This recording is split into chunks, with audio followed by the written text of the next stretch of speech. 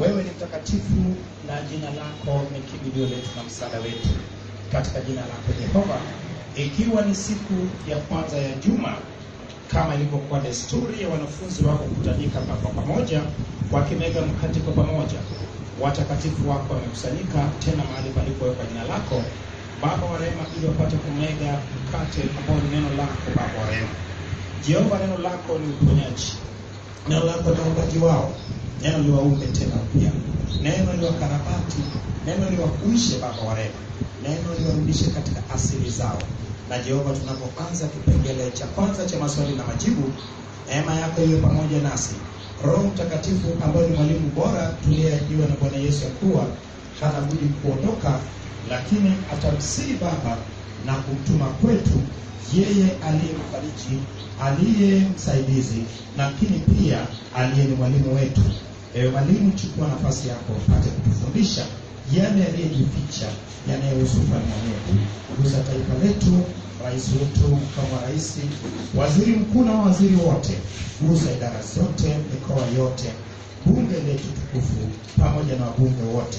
Maana yako itamalaki katika taifa letu, uchumi wa taifa na uchumi wa mtu mmoja mmoja.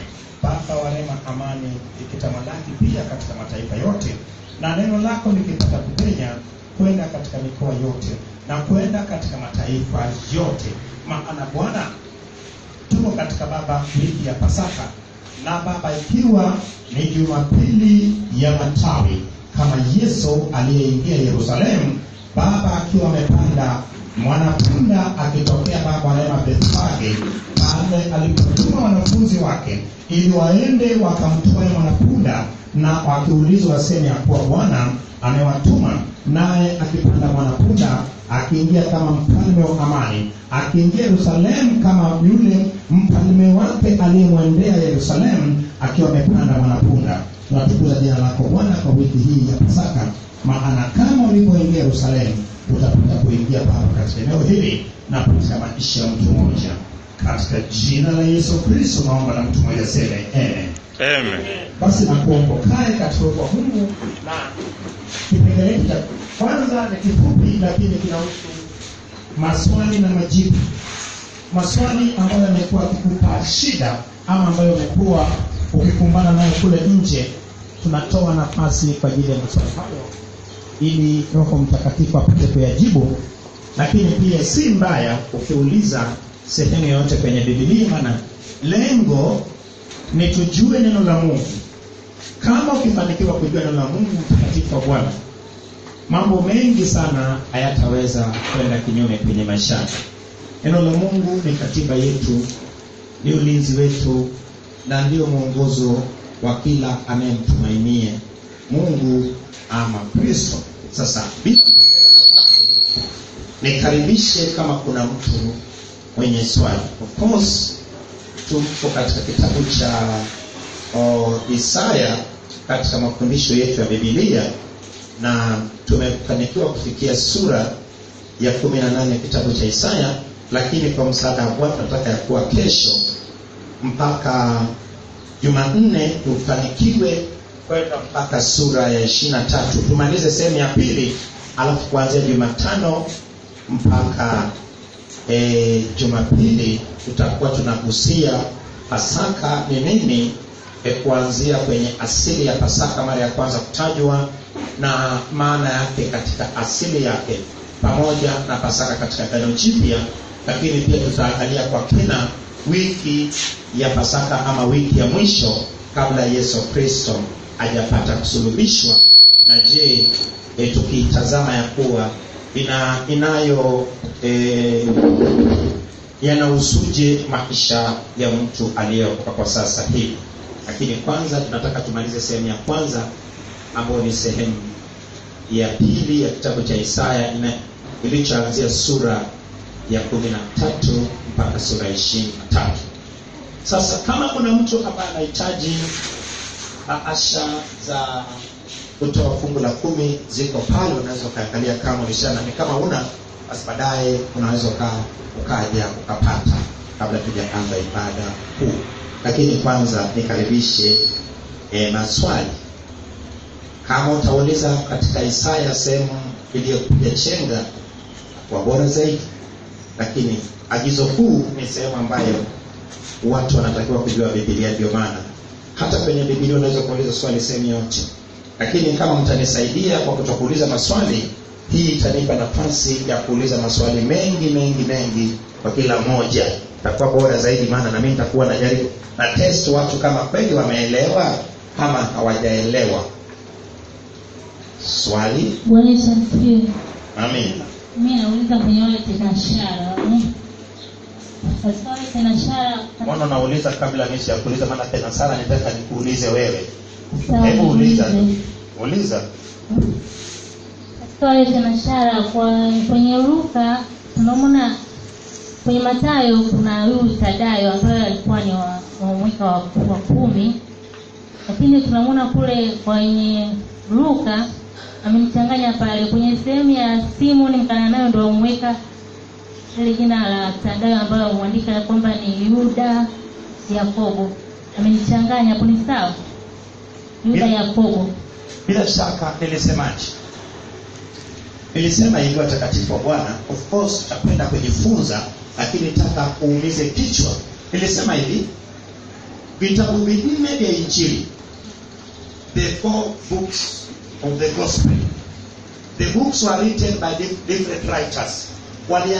Ziliandikwa na waandishi tofauti, lakini kila mwandishi alikuwa na lengo lake maalum. Kila mwandishi aliwalenga watu fulani. Mathayo aliyeitwa Lawi ama mtoza ushuru, kama alivyotajwa kwenye Mathayo sura ya 10, katika wale wanafunzi wa Yesu, yeye aliandika kwa Wayahudi, aliwaelekeza mafundisho yake kwa Wayahudi. Muona sasa, alitaka wathibitishie ya kuwa Yesu Kristo ndiye aliyekuwa Masihi, aliyetakiwa kutoka katika umbali wa Daudi. Lakini Marko yeye aliandikia Warumi. Marko alikuwa ni mtafsiri wa Petro kula Rumi, na Petro alipoondoka wakamwambia waandike yale anayejua kuhusu Yesu. Ndio maana Marko ameandika mambo tu muhimu, wala hajaandika mambo mengi, maana yeye kwanza hakuwa mwanafunzi wa Yesu.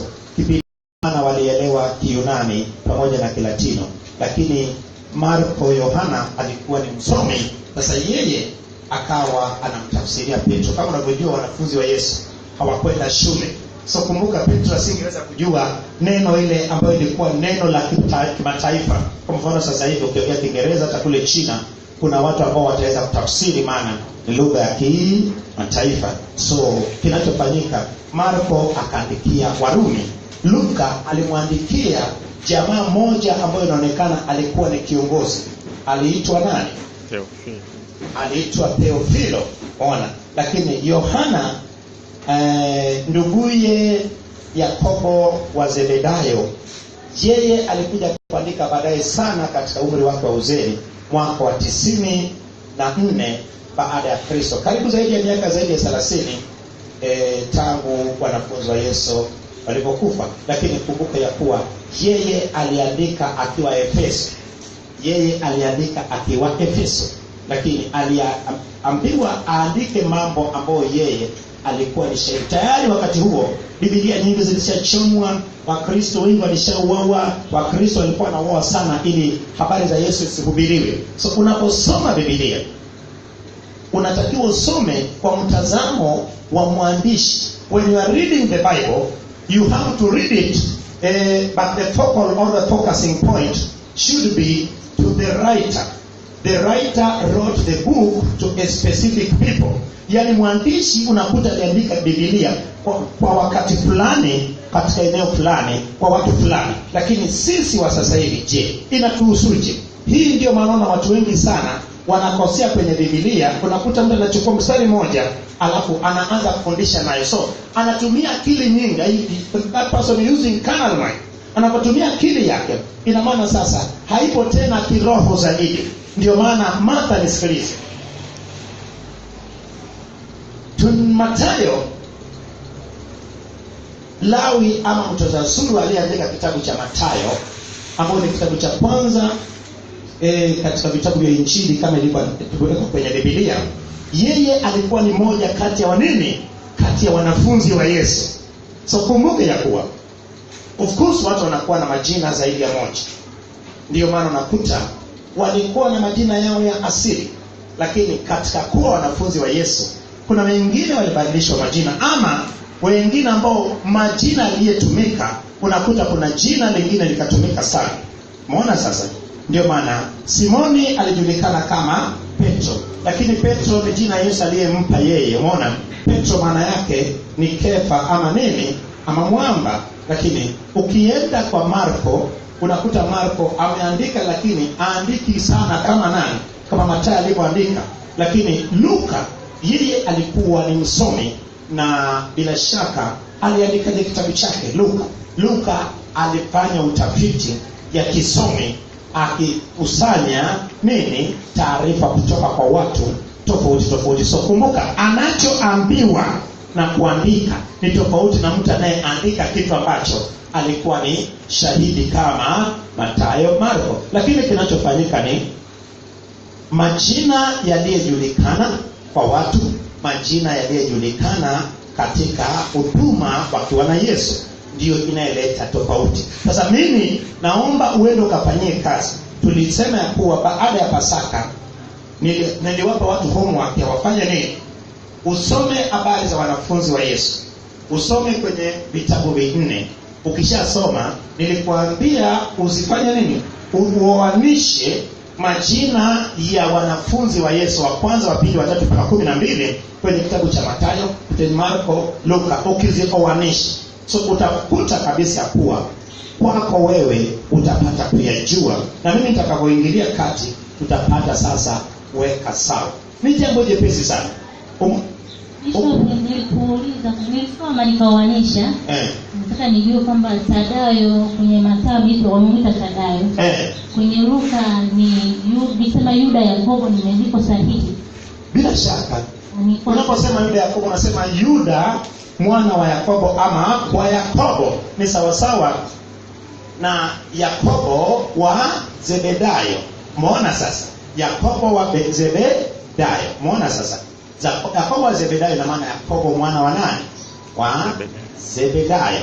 Lakini sasa kuna wakati mwingine tunapokwenda kwenye Biblia Kiswahili imekosa maneno mengi sana. Ndio maana nakuta Kiswahili kuna wakati mwingine neno moja unakuta kwenye neno moja inakuwa na maana zaidi ya mbili kwenye Kiingereza, lakini unakuta kwenye Kiingereza unapata neno kwenye uhalisia ama asili yake. So Martha, bila shaka mimi nataka uende upekwe kwenye Biblia. Hebu fuatilia sasa habari za Thadayo na ufuatilie kwenye habari za Yuda wa Yakobo ama Yuda Yakobo. Nataka ufuatilie, nenda kwenye reference, alafu wakati wako fungua katika mbele kule, nadhani katika Matendo ya Mitume bila shaka wametajwa wanafunzi wa Yesu. So unatakiwa uende kwenye Matendo ya Mitume pale ambapo wanatajwa wanafunzi wa Yesu, na sehemu ya Yuda Iskarioti nafasi yake ikichukuliwa na mwanafunzi gani yule? Pili usiile na kuashia nini mama watu wa. Mimi naongea na yule pale. Au sasa hivi umekuwa Martha. Hebu Martha basi tuambie.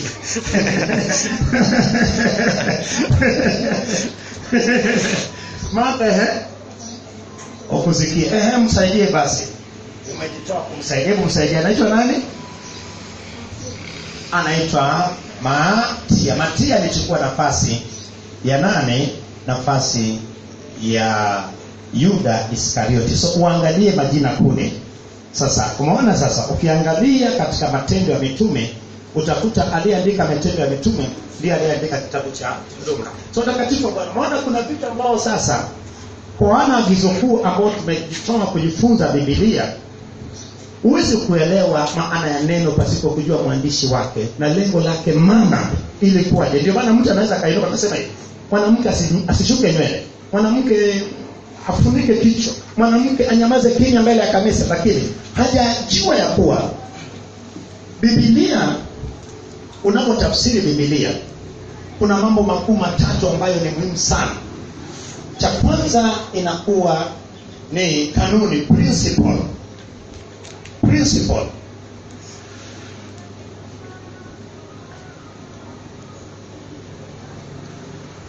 Ya pili inakuwa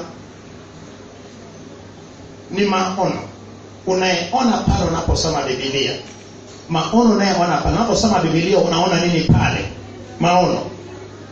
Alafu ya tatu inakuwa ni msingi. Umeona? The background. So kwa takatifu kinachofanyika ni nini? Unaposoma Biblia, kanuni haiwezi kubadilika. Lakini msingi pamoja na maono inaweza kubadilika. Ndio maana ukiona pale imeandikwa mwanamke na afunike kichwa, utakuta kabisa focusing pale ilikuwa ni heshima. Ina maana wanawake walitakiwa wawe watifu kwa nani? Kwa waume zao. Lakini watifu ilitakiwa kuonyeshwa nini? Kupitia kufunga vitambaa, lakini katika eneo maalum kwa watu maalum. Ona sasa. So hivyo ni vitu ambao inachanganya watu sana. Ndio maana unaweza kainuka tu akasema bwana, wanawake wasisuke nywele. Lakini wanawake wasisuke nywele kwa sababu gani? Je, ilitokea nini mpaka wanawake wakaambiwa wasisuke nywele? Ndio maana nakwambia hivi, kuna maswali unahitaji kujiuliza kabla hujaamua kuchukua maana ya Biblia na kutafsiri. Ndio maana nasema hivi. Mara hii tunapokwenda tukifikia Agano Jipya, tutaongea Agano Jipya vizuri kwa msaada wa Bwana. Ndio maana huwezi kuelewa Biblia kusoma sehemu moja mara moja. Nilisema hivi kwa wale ambao kwetu, Biblia ni neno la Mungu. Na kama neno la Mungu, ina maana Biblia ni Mungu, maana neno ni Mungu na Mungu ni neno. Sasa kwa nini Biblia ni neno la Mungu na pia ni Mungu? Maana unaposoma Biblia unamjua Mungu. Unapomjua Mungu, bila shaka utampenda kwa sababu ya kujua kanuni zake na kukaa katika kanuni zake. Utampenda Mungu. Kadri utakapozidi kumjua Mungu, ndivyo kadri utakavyompenda Mungu. Na kadri utakavyompenda Mungu, ndivyo kadri Mungu atakavyokupenda, lakini pia yeye akipata kutumia jinsi anapotaka. Umeona? Lakini sasa Biblia haikuandikwa kwa wakati mmoja na mwandishi mmoja. Biblia iliandikwa kwa wakati tofauti. Ina maana Biblia ilianza kuandikwa katika mwaka gani? Katika mwaka wa 1446 mpaka mwaka hiyo ni Musa alipoanza kuandika vitabu vile vya kwanza. Kitabu cha mwisho ambacho ni kitabu cha Ufunuo na vitabu vingine alivyoandika Yohana wa Zebedayo, ameandika katika mwaka wa 94, lakini hiyo ni baada ya Kristo. So ina maana Biblia inaandikwa kwa kipindi cha miaka 1500. Umeona tofauti? Kuandikwa mara ya kwanza na kuandikwa mara ya mwisho 1500. Lakini na waandishi zaidi ya 40 walioongozwa na Roho Mtakatifu na kupata kuandika pasipo wao kwa wao kupingana. Biblia ndiyo kitabu ambacho waandishi wake waliandika kwa wakati tofauti, lakini wote wakiongozwa pasipo kupingana wao kwa wao. Lakini sasa unakuta kwa kila mwandishi lengo lake ilikuwa ni kuwafanya watu wamjue Mungu. Lakini kilicholeta tofauti ni nini? Watu walianza kupingwa na kuharibiwa Biblia, kuchomwa Biblia. So nakuta ilipochomwa Biblia, bila shaka watu wengi sana walikuwa wameshika Biblia kama hadithi. Na hii ndiyo njia ambayo sisi wanagizo kuu sasa hivi tuna adapt. Yesu Kristo alifundishaje wanafunzi wake ambao hawakwenda shule na kuelewa Biblia? Alikuwa anafundisha katika mfumo wa hadithi. So kama ukichukua Biblia kama hadithi, unasoma story kama hadithi, bila shaka utashika na huwezi kusahau.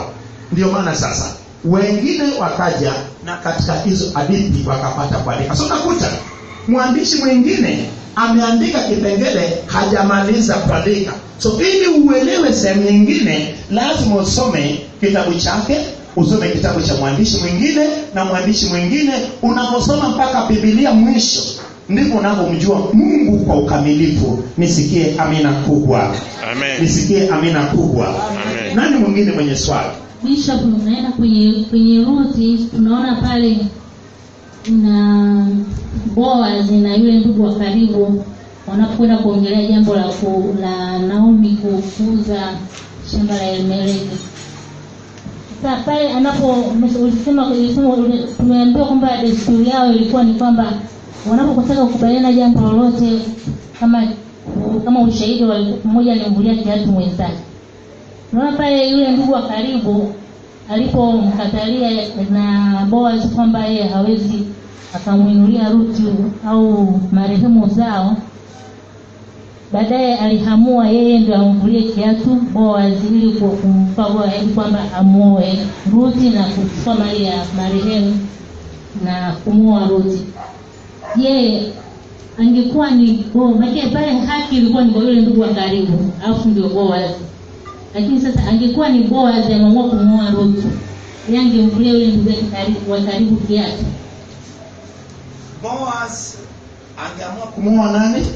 Angekuwa ni yule ndugu wa karibu ameamua kumuoa Ruth, kama asingekataa Boaz angeweza kumvulia kiatu yule. Nisikilize watakatifu wa Bwana, ndani jambo hilo nilifundisha hapa sana na nimeandika mpaka kitabu cha Ruth. Kinachofanyika, kwa nini mtu alivua kiatu? Bila shaka ilitakiwa kidesturi ya Torati. Mfano, mimi hapa ninayo ndugu yangu ama mdogo wangu wa kiume ameoa, lakini hajafanya nini? Akafa kabla hajapata mtoto na mke wake. Sasa palikuwa na sheria ya kumuinulia nyumba. Ina maana ninafanya nini? Ninakwenda kutana na mke wake, lakini watoto wanayezaliwa si wa kwangu hao, wanabeba jina la yule mdogo wangu aliyetangulia mbele ya haki. Lakini sasa ikitokea mimi yule mwanamke akaja akaniambia nimfunike na vazi langu, ina maana nimuinulie nini? Nimuinulie mume wake ambao ni ndugu yangu nyumba, alafu nikakataa. Ilikuwa ni desturi ya kustakiwa katika lango la mji. Ilikuwa ni sehemu ya utawala, ofisi zote zilikuwepo katika lango la mji. Ndio maana wale malaika walipokwenda katika lango la Sodoma na Gomora wakamkuta Lutu. Ina maana Lutu alikuwa ni moja kati ya watawala wapi? Pale Sodoma na Gomora. So ilikuwa ni akikataa kabisa, ilibidi avuliwe kiatu. Avue kiatu.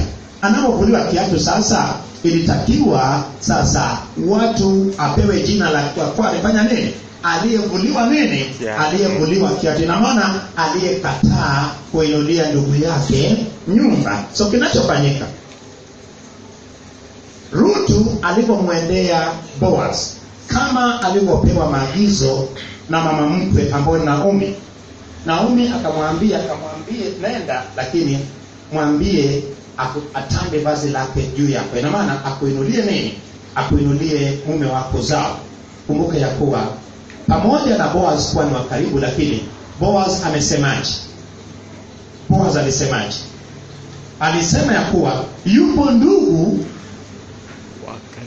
jamaa wa karibu kabisa kuliko mimi. So akamwambia hivi, na kwenda kumwambia yeye, lakini kama atakataa, basi mimi tatanda vazi langu juu yako. So kinachofanyika ni yule mtu alivua viatu.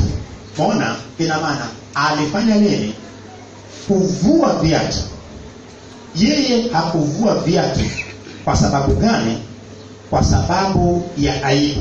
Kumbuka ya kuwa Ruthi wala hakwenda kwake, aliyekwenda kwake alikuwa ni Boaz. So kuvua viatu, yeye hakuvua viatu kwa sababu ya amekataa, lakini yeye alisema hivi, alisema ya kuwa hawezi akainunua kile kiwanja, maana watoto wake watafanya nini? Watakosa haki ya kuimiliki, na hakutaka hivyo. So yeye alivua viatu kama njia ya mkataba. Mkataba ya watu kama unanunua kiwanja kwa mtu, kama mnafanya jambo, bila shaka mtu alivua kiatu kimoja na akafanya nini? Akampa mtu na akabaki na moja. Hiyo ilikuwa ni mkataba, yani ndio udhihirisho wa nini? Wa mkataba. Kama sasa hivi tunaweka signature. So hata yule ilikuwa tu ya kwa bwana, huyo jamaa sija akageuka akamgeuka Boaz, ya kwa Boaz alichukua nafasi yake, na kitorati ilikuwa na hukumu juu yake. So yeye alitoa kiatu kama njia ya kukubaliana ya kuwa amemwachia nafasi yake nani? Boaz. So kwa hiyo bishop akiamua yeye kumwoa yeye kama yeye bila kumpa Boaz, kuna ambaye angekuwa kiatu hapo. Boaz asingekuwa kiatu kwa sababu Boaz haikuwa haki yake. Boaz kama angekuwa ndio jamaa wa karibu na alitakiwa amuoe akakataa, basi alitakiwa avue kiatu. Lakini yule bwana kwanza yeye hakuna ruta kwenda kwake.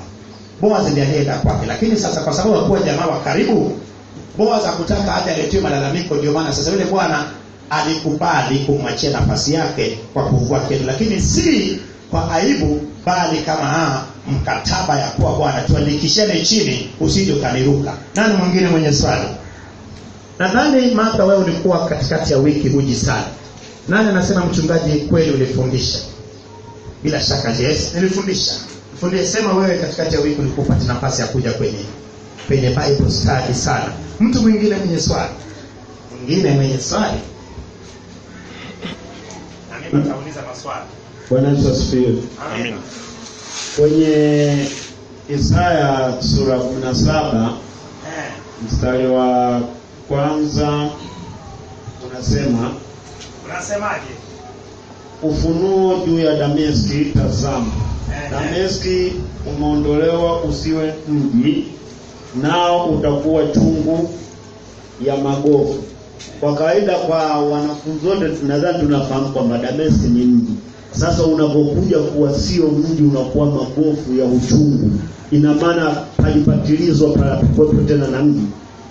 Bwana Yesu asifiwe. Amen. Unaposema Dameski, unasema mji mkuu wa taifa la Sham ama taifa la Aram. Na nilisema ya kuwa kwenye Agano la Kale mataifa yalijulikana kwa majina ya makao makuu. Unaona unaposema mji wa Samaria, bila shaka kabla ya kupelekwa taifa la kaskazini utumwani ilikuwa na maana taifa la kaskazini. Kama ulisema Yerusalemu, mji wa taifa la Yerusalemu ilikuwa nini? Ama taifa la Sayuni, Sayuni ni Yerusalemu, ilikuwa ni Yuda. Unaposema Ninawi, umeona ufunuo wa Nahum kwa Ninawi, ina maana ufunuo wa Nahum kwa taifa la Ashuru. So kumbuke ya kuwa Dameski ilikuwa ni mji mkuu wa Sham ama Aram. Lakini kumbuke ya kuwa kwa kuwa ukisoma sura ya 7 kitabu cha Isaya, unaona ya kuwa mfalme wa 12 aliyeitwa Ahaz wa Yuda akaingiwa na hofu na Yuda na Yerusalemu, kwa sababu bila shaka hebu soma sura ya 7 uone, alafu niende uone.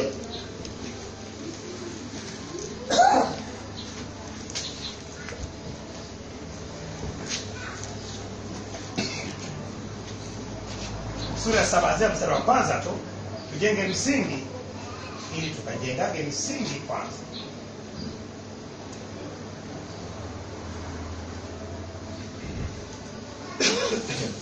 Nasoma kama ilivyoandikwa. Hata ikawa katika siku ya Ahazi mwana wa Yothamu mwana wa Uzia mfalme wa Yuda, Rezini mfalme wa Shamu na Peka mwana wa Remalia mfalme wa Israeli wakapanda wakaenda Yerusalemu ili kupigana nao, lakini hawakuweza kuushinda.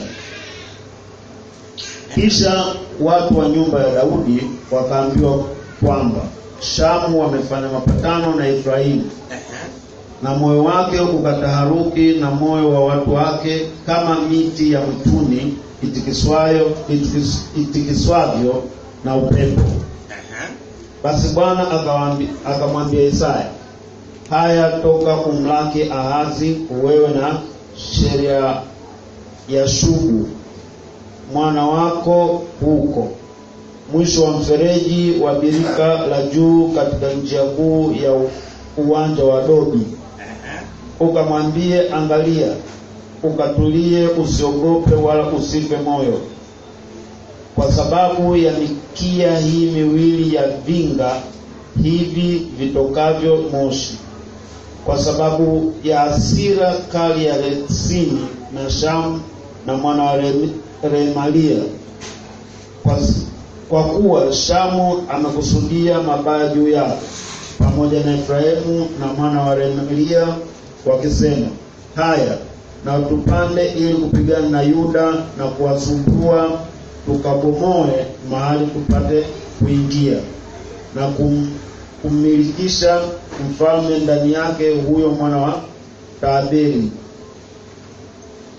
Bwana Mungu akasema hivi, neno hili halitasimama wala halitakuwa, kwa maana kichwa cha Shamu ni Dameski. Unaona, kichwa cha Shamu ni Dameski, ambayo ina maana makao makuu ya Shamu ni Dameski, na kiongozi wa Dameski alikuwa ni Reisi. Umeona sasa? Lakini kumbuka ya kuwa makosa hayo waliyefanya wa Shamu kwa kuungana na taifa la kaskazini ambao ni Israeli, ambayo mji wake mkuu ulikuwa ni Samaria, na mfalme wake alikuwa ni mwana wa Ramalia anayejulikana kama Peka. So kumbuka ya kuwa nilisema ya kuwa kitabu cha Isaya sura ya 1 mpaka sura ya 12 ni hukumu na urejesho wa taifa la Yuda, lakini unapoanza sura ya 13 mpaka sura ya 23 ni hukumu juu ya mataifa yaliyokuwa ni maadui za taifa la Yuda. So kumbuka ya kuwa sura ya 17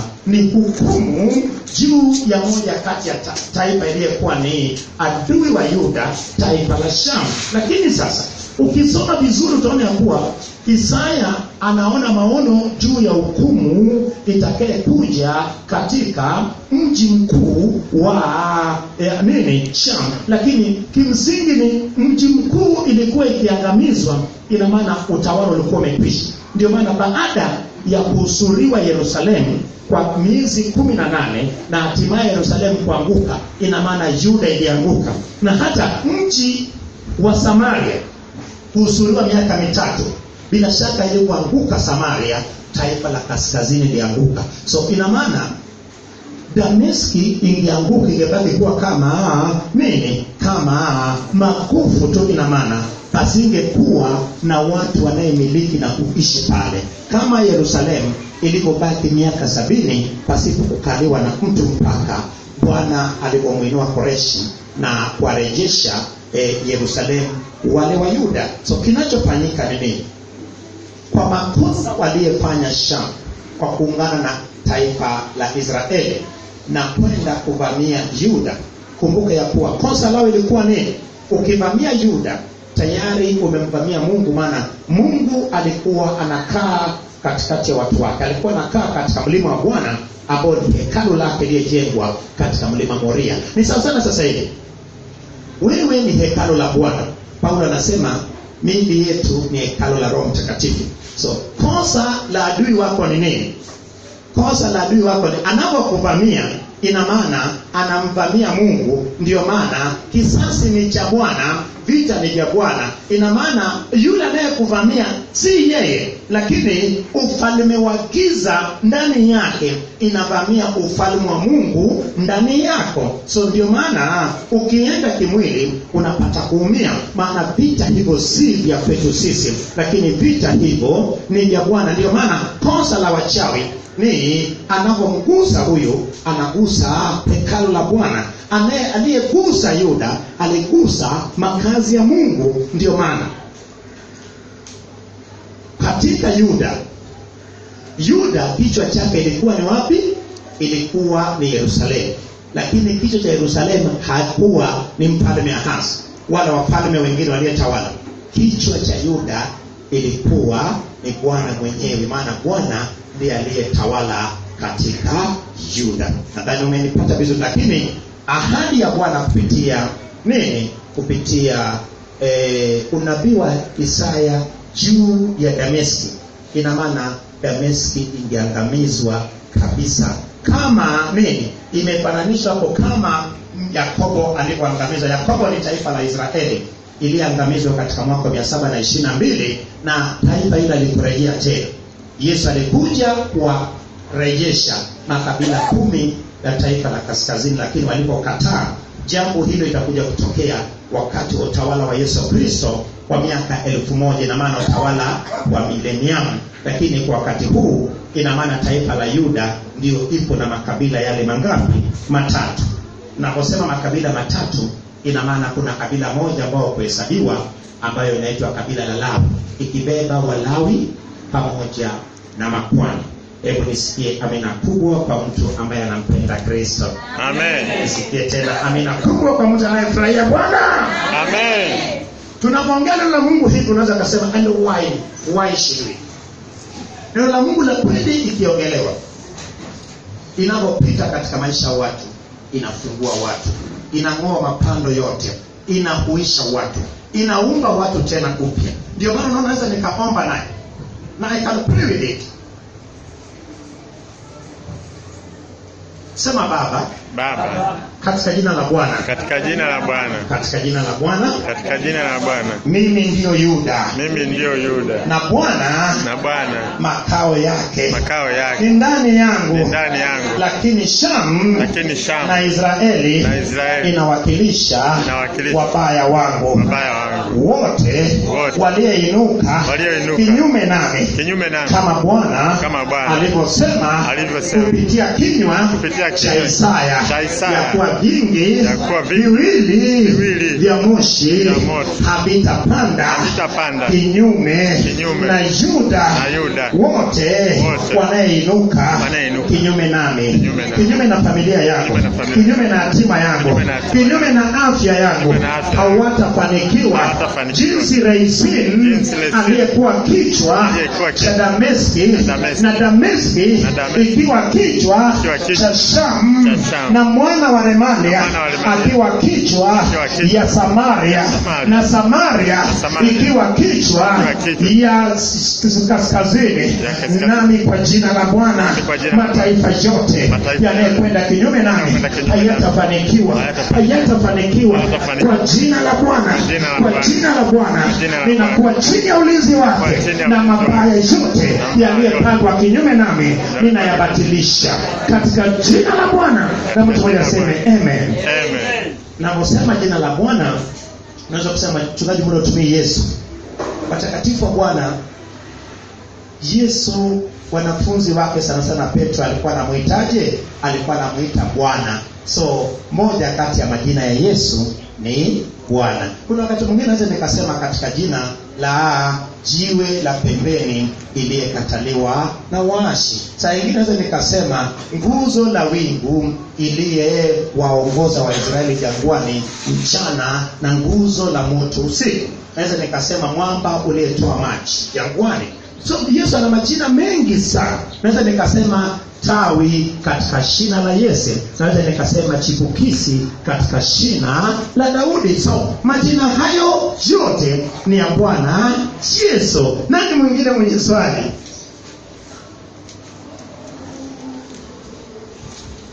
Kitabu cha Isaya ni kitabu kizuri sana, lakini huwezi kuelewa pasipo kuelewa vitabu vya manabii wadogo na vitabu vingine. Tunatumia njia gani kutafsiri Biblia? Sisi wanaagizo kuu tunatumia Biblia kutafsiri Biblia.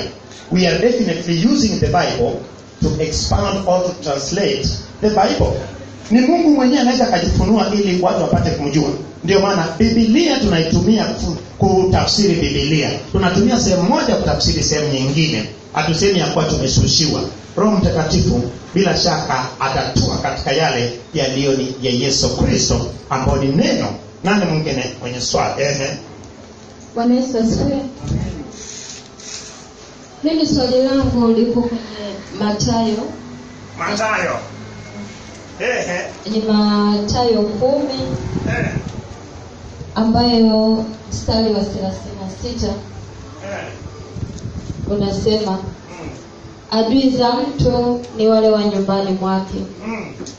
Apendaye baba au mama kuliko mimi hanistahili, wala apendaye mwana au binti kuliko mimi hanistahili, wala mtu asiyechukua msalaba wake akanifuata hanistahili. Hapa swali lako.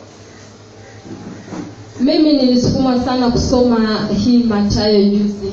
Nani alikusukuma? Nilisukuma na Roho Mtakatifu. Vizuri kama Roho Mtakatifu. Kisa cha kusukuma kusoma hii, nilikuwa na wageni pale juzi. Wageni? Pale nyumbani kwangu. Wageni kutoka wapi? Wageni ulitokea wapi huko? Wageni ni wenyeji, lakini pia kwa sababu nikiangalia kuna kipindi fulani ambayo kutokana na hao wageni walifanya mimi nikabambiwa mpaka nikaa kwenye hali ambayo haikuwa nzuri. Sasa niliamua kwa kupitia hii Mathayo, nikasoma Mathayo na nikafanya maombi kwa kupitia hii Mathayo. Sio unaweza kutufanyia angalau tusikie, angalau tumegee kidogo. Tusikie jinsi ulivyoshuka au sio? Hebu tushuka tusikie. Ili sasa utakapouliza swali tuweze kukujibu, si ndio Joshua? Ashuke jinsi alivyoshuka. Hebu umesukumwa na Roho Mtakatifu ukasoma bila shaka Mathayo. Baada ya kusoma Mathayo ukasukumwa tena uombe. Hebu tusikie jinsi ulivyoomba. Hapa tuandikie mate wakati wino upo. Hapa ni tunaandikia wino, maana wino ndio unastahili kutumika kuandika, si mate.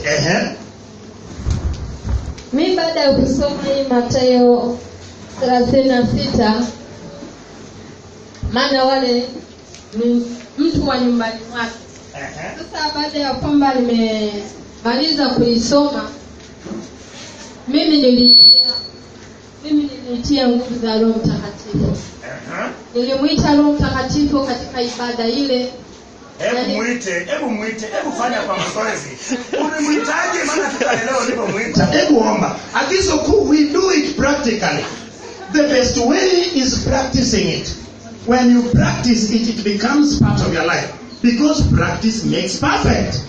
Yaani unapofanya mazoezi, kuna mtu mwingine anahitaji kujifunza, ndio maana hapa tunajifunza. Pia we are learning, and there is nobody who is right here or anybody who is wrong. Everybody is right. What differs is the attitude, your attitude. Yaani kila mtu hapa yuko sahihi. Hakuna mtu ambaye yuko sahihi, maana lengo letu ni kujenga mwili wa Kristo. Lengo letu ni kwenda mbinguni. Lengo letu ni kumjua Bwana. So unapofanya uwe na amani.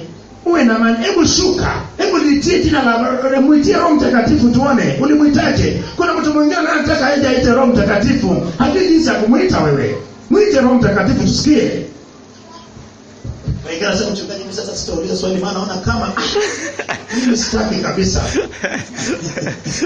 Wewe. Endelea binti Zakaria. Mimi baada ya kuona ule ugeni niliwakusanya. Baada ya kwamba tumemaliza kula chakula cha usiku, niliwakusanya nikwambia jamani, hapa inabidi tufanye maombi. Ndio. Kwa sababu sisi ni familia. Ndio. Tuombe ulinzi, tuombe mabaya yote. Inawezekana mabaya yalikuwepo, inawezekana mabaya hayakuwepo, lakini chochote kilichokusudia kuja hapa kijihudhurishe mahali hapa. Ubaya ubakie huko nje, na watakao kuja hapa ni ndugu tu ndio walioko hapa. Basi niliita Roho Mtakatifu. Roho Mtakatifu, mwite tumsikie jinsi ulivyomwita, na sisi tunataka tumwite. Ukamwitaje? Hebu mwite. Hebu fanya kama ulivyofanya, usipunguze wala usiongeze kitu. Shuka kama ulivyoshuka. Karibu Roho Mtakatifu. Tunaalika uwepo wako, tunaalika nguvu zako. Maana umesema walipo 2 watatu mimi niko pamoja nanyi. Na sisi hapa tuko zaidi ya 4. naitia uwepo, naitia nguvu ya Roho Mtakatifu ikapate kushuka. Karibu Roho Mtakatifu na kualika katika maombi haya. Karibu utamaraki maeneo yote.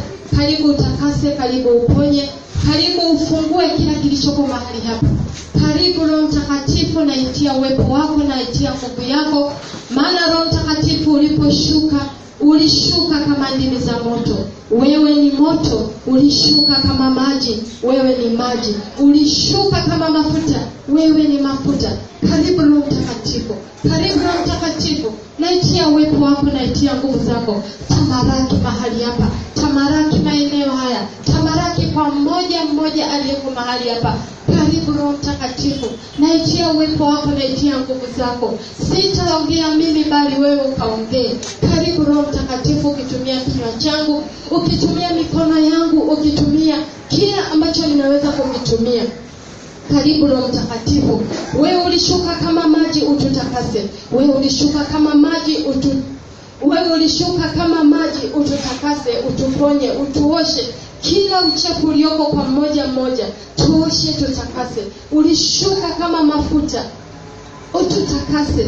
Ulishuka kama ndimi za moto. Choma na kuteketeza uovu na ubaya wote ulioko mahali hapa. Teketeza Roho Mtakatifu. Iwe ni uchawi, iwe ni uganga, iwe ni nguvu yoyote iliyoko mahali hapa itajihuzulisha pamoja nasi. Karibu Roho Mtakatifu. Karibu Roho Mtakatifu. Shuka kwa mmoja. Tamaraki Roho Mtakatifu. Tamaraki na uwepo wako. Tamaraki na nguvu zako. Tamaraki kama moto. Tamaraki kama maji. Tamaraki kama upepo. Karibu Roho Mtakatifu. Takasa maeneo yote. Takasa ndani, takasa nje. Takasa kila aliyejihuzulisha mahali hapa. Takasa, pita ukitakasa mahali hapa. Karibu utakase, karibu uponye, karibu ufungue. Haleluya. Ninakusikiliza, endelea. Uwanja ni wa kwako. Mbona kana kwamba na hasira nayo na naona na hasira humu ndani. Maana ndipo karibu umeenda mpaka naona kama na hasira nayo imo. Endelea. Sasa baada ya kwamba nilikamkaribisha Roho Mtakatifu, tukaomba na tulikuwa tumeshikana mikono. Tulipokuwa tumeshikana mikono, lakini kuna nguvu ambayo ilitoka kwa mmoja wetu ambaye alikuwa amekuja mgeni. Mimi kwenye mkono ambao nilikuwa nimemshika, maana tulizungukana hivi. Lakini ile nguvu ilikuja ikapita. Ikapita kwako? Ikapita, nilisikia ikinitetemesha. Okay. Ilitoka kwake, ilikuwa Roho aliyemkaribisha. Sasa hapana, ni nguvu ambayo ilitoka kwa kwa yule mgeni. Lakini tulipomaliza yale maombi, nikawa nasikia kama siko vizuri zaidi. Nikamuuliza Mungu, wewe ulisema Roho Mtakatifu karibu utakase, ulie maji utakase, ulie moto uteketeze. Ina maana kuteketeza Flora tena wewe. Endelea. Sasa baadaye nikiwa chumbani kwangu, wakati nauliza, ukauliza Mungu sasa. Nikaanza kumuuliza. Hebu tupelekee kipande cha nilipomuuliza Bwana. Watakatifu wa Bwana, hapa ni kujifunza. We are learning here. Amen. We are very serious. Amen. We are on a serious mission. Yes. Wakati namuuliza Mungu, sasa muulize Flora, usiogope. Hebu muulize kama ulivyomkaribisha Roho Mtakatifu. Hebu sasa muulize kwa tusikie. Wengine hatujui kumuuliza Bwana hapa. Amen. Yes, tunahitaji tujue.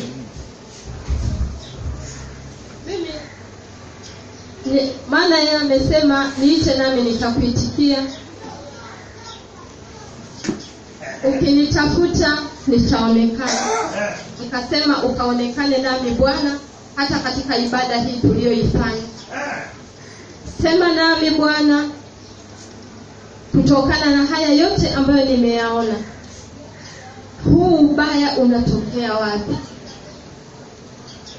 Lakini baadaye sasa nilipo kwamba nimemuuliza Mungu na nikalala, Mungu ndiye aliponionyesha kwamba wakati tunaomba kumbe kile kimjamaa kimoja hakikuwepo.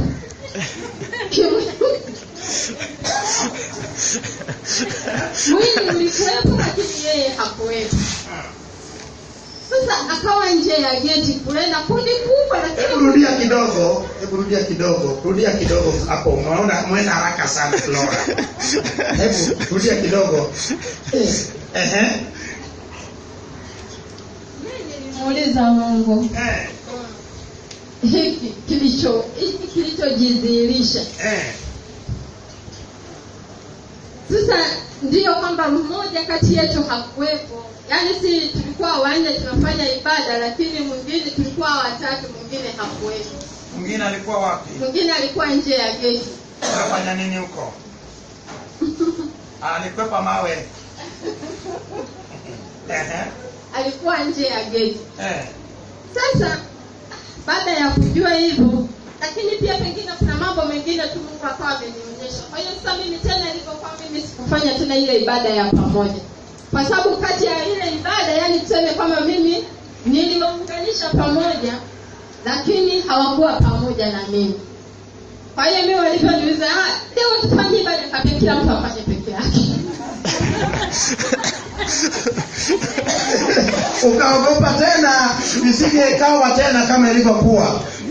Hapana, kwa sababu mimi nilikuwa nafikiri tuko pamoja, lakini kumbe nilikuwa peke yangu. Kwa hiyo sasa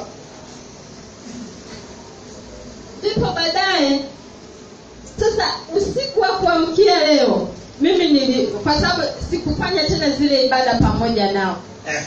Sasa usiku wa kuamkia leo ndipo nikawa nimeota sasa ndoto asubuhi saa 12 tuseme saa 11 kasoro.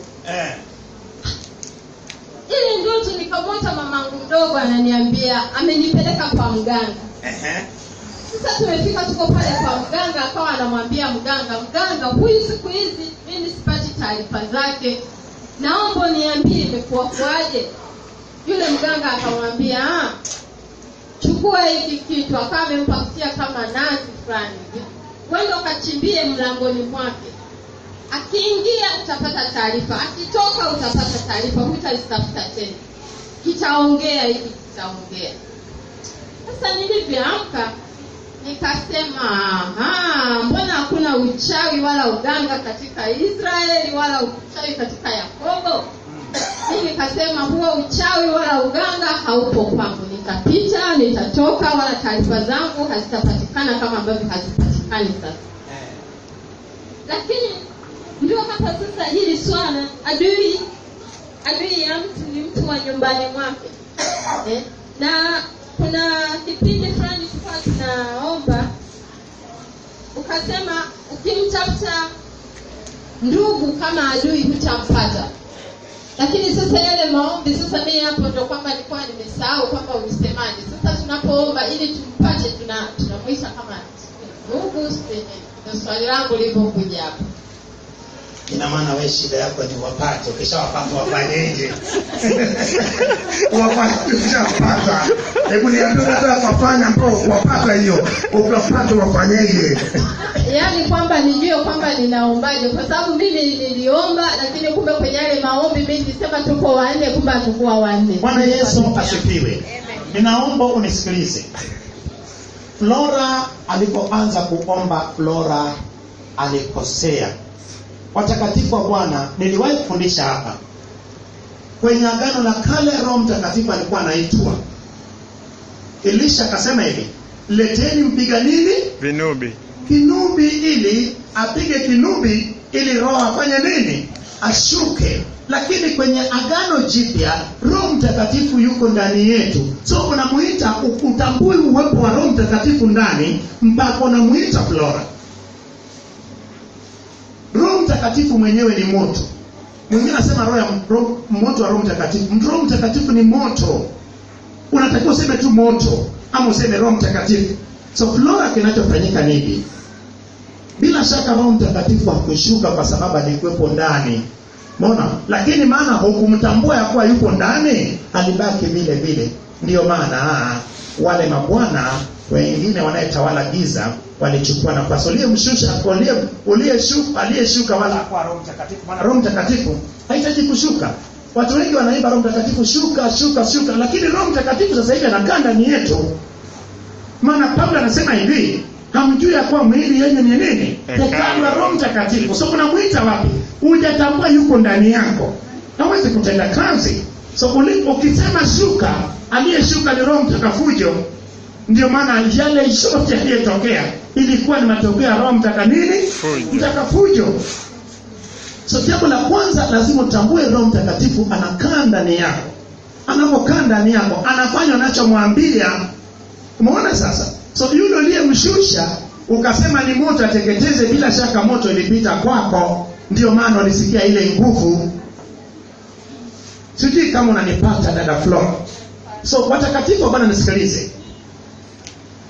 Kosa tunayefanya iko hapa. When you are expecting some visitors to visit you, you need to make preparation. Kama unatarajia wageni kuja au umekuja wageni, unachotakiwa uwe na maandalizi ya kiroho. Wamekuja pasipo taarifa, wakaribishe, ingia kwenye chumba chako, ongea na nani? Ongea na Baba yako wa mbinguni. Unapoongea na Baba yako wa mbinguni, bila shaka unapata mamlaka ya kutawala. Wewe ulipokwenda kushirikiana na wale, unajui kama kilo zao zilikuwa nyingi kuliko za kwako. So ulitakiwa ufanye maandalizi. Mara nyingi tunapenda sana matokeo yakitoka ndio tuanze kuuliza. So wewe kwa nini ulikuwa unamuuliza Mungu ya kuwa Mungu imekuaje? Na unapoomba unachukua mamlaka gani? Ukisema mamlaka yote ya mbinguni na duniani alipewa Kristo, naye amenipa, nami natisha kila roho chini ya nyayo za Kristo. Hata huyu roho iliyekuwa nje ingefanya nini? So Flora, kinachofanyika ni Mungu aliruhusu, alitaka ujifunze, maana usingejifunza haya. So kinachofanyika, ulianza kukosea tangu ulipoanza kuomba. Na mimi sikuwa na sababu ya wewe tena kwenda kumuuliza Mungu. Umeona sasa? Kinachofanyika ni hivi.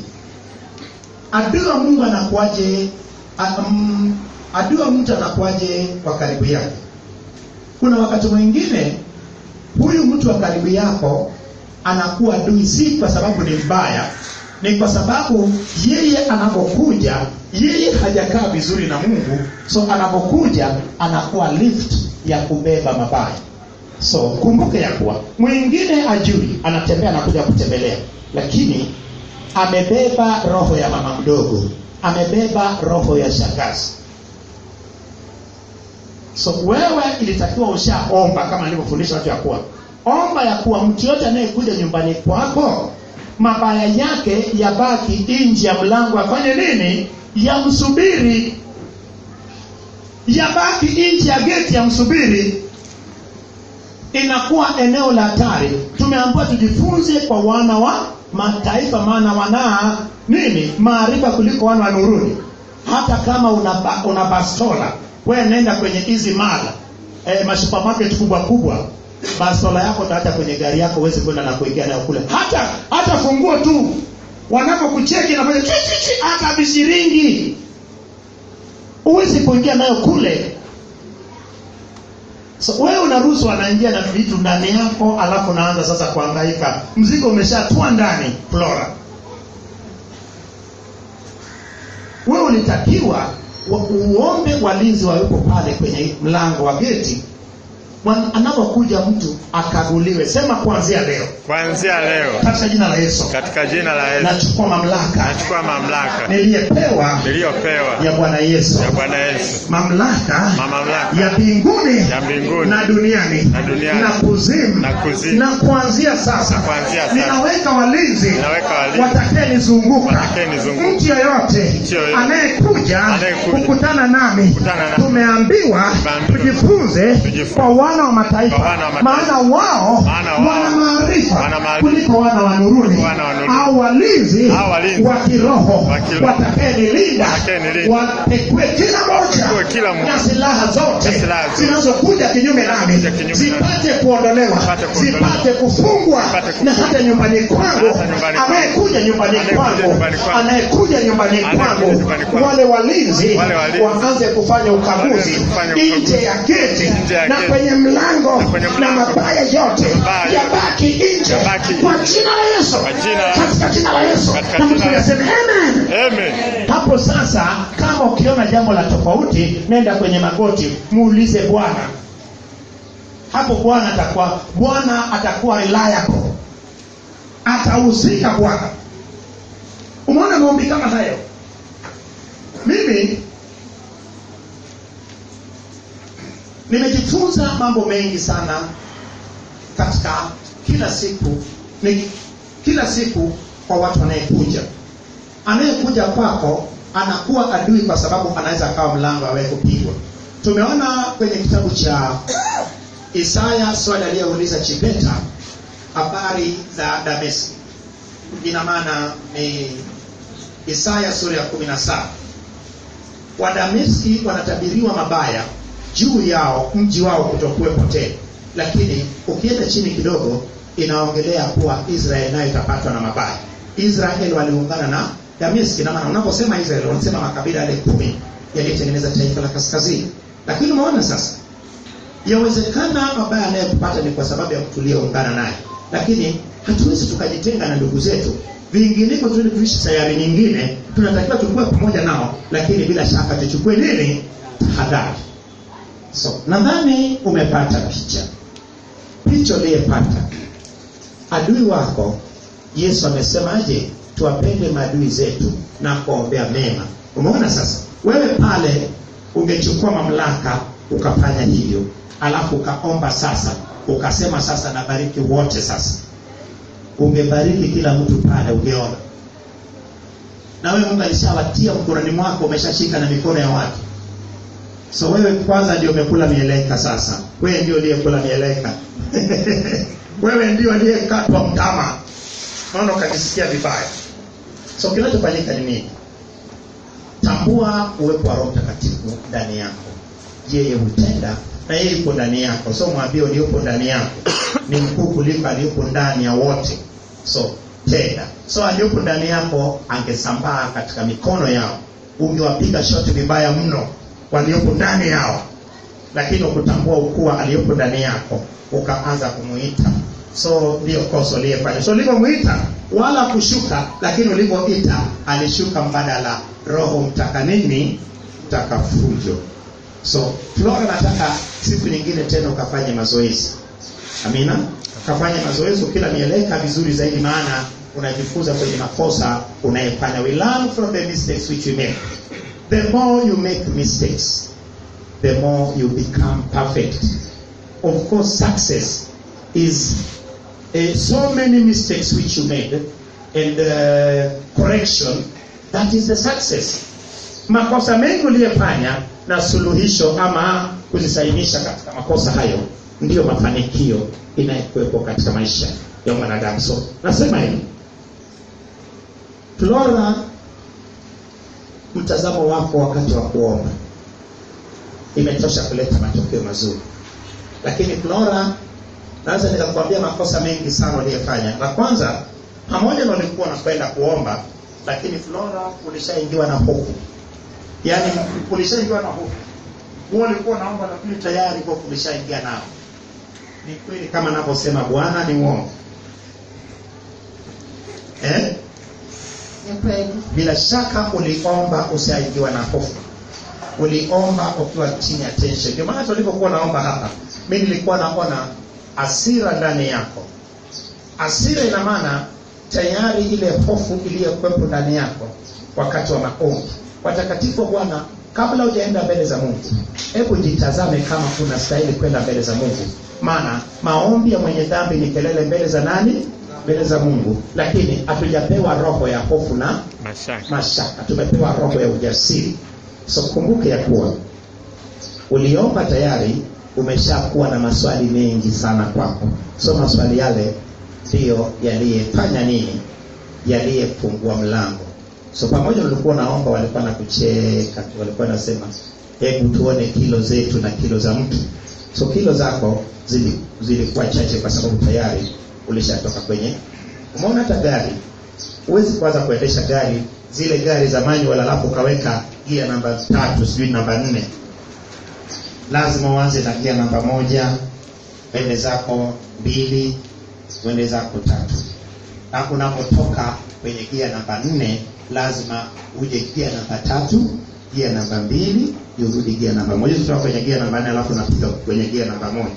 So kanuni hizo za ulimwengu wa kawaida ndivyo inapokuwa kwenye ulimwengu wa kiroho. Lakini Flora, leo maombi haya nenda ukarudie, tuliyeomba ya kuwa anayekuja mabaya yake baki nje kule. Baki nje kule. Ninamshukuru Mungu, jana nilivyosema kwamba kila mtu leo anaomba peke yake. Nilivyosema kila mtu anaomba peke yake. Sasa tuombe kila mtu anaenda kuomba peke yake. Ukalala vizuri. Mimi nilivyoingia ndani nilimshukuru Mungu. Nikajikakata nikasoma Biblia tu, sikufanya kitu chochote. Nimelala vizuri sana mpaka asubuhi. Sasa wenyewe ndio mtu anasema naumwa yani, wanaumwa yani. Kwa sababu uliacha vita vikawa ni vya Bwana. Ninaambiaga watu hivi, kuomba kwa huyu ilikuwa kama njia ya kujihami, lakini kimsingi ulitakiwa utulie, unyamaze, uone ukomo. Unatakiwa usome Biblia tu alafu uache vita, Bwana pigane. So wewe kinachofanyika, uliomba kama njia ya kujihami, lakini tayari ulishajiwa na hofu, ulishafanya makosa. Ndio maana hata maombi nilipoona ulipokuwa naomba hapo, mimi sikupata amani katika Mungu uliokuwa naomba hapo leo. Lakini ulishafanya kosa. Umeona uliposoma Biblia tu, ina maana ukanyamaza ili Bwana ametenda. Watakatifu wa Bwana si mimi natenda, bali ni Bwana anayetenda. Ukitambua uwepo wa Mungu ndani yako itendao kazi, unahitaji kutulia. Watu wengine wanaomba usiku kucha. Ulali unaomba usiku kucha, ni mbaya. Usiombe usiku kucha. Inawezekana siku moja, lakini si kila siku. Wewe kila siku naenda kufanya kazi umechoka. Ndio maana watu waliokoka hawaperform vizuri kwenye kazi maana. Kila wakati yeye anakwepa mawe tu na usingizi. Sema walokole hao. Amebeba kitu pale kwenye kiwanda amelala. Wanachewa leo. Ndio wale waombaji usiku kucha. Lala. Pata muda mzuri wa kulala, masaa yanayotosha. Kula chakula na ushibe. Umefunga lakini umefungua, kula vizuri. Fungua vizuri kwanza. Mtu mwingine amefunga 3 kaba alafu anaanza kula ugali. Unatakiwa anza kupata vitu vya maji. Lakini kwa moto angalau moto inakuwa vizuri zaidi, maana utumbo umekuwa umesinyaa. So unasababisha matatizo kwako mwenyewe. So Mungu ametupa akili, hajatupa nini? Hakukosa kutupa akili. Ndio maana tenda kwa akili ili matokeo ya mazuri. Nani mwingine mwenye swali?